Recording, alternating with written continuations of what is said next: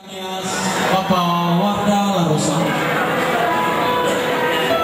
mewakili atau langsung di Ketua Komunitas Larosa ini Bapak Pendeta untuk membawa kita dalam doa syukur.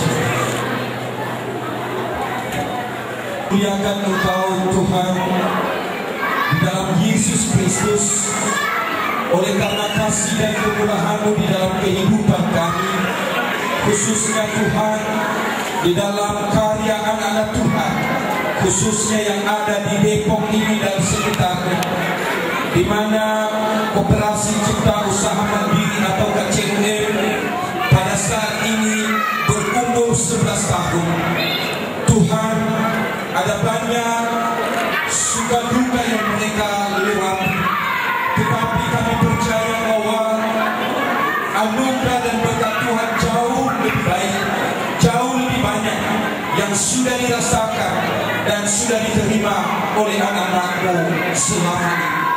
Untuk itu Tuhan, layaklah kami mengucap syukur dan berterima kasih kepada-Mu untuk semua yang telah Tuhan beri. Untuk itu kami berdoa buat para pengurus, mulai dari ketua, penasehat, sekretaris jenderal sampai jajarannya. Tuhan Engkau berkati, Tuhan Engkau lindungi, dan seluruh para anggota di dalam pekerjaan yang telah Tuhan percayakan. Engkau memberikan mereka semangat hidup, semangat yang lebih baik dibanding hari-hari yang sebelumnya.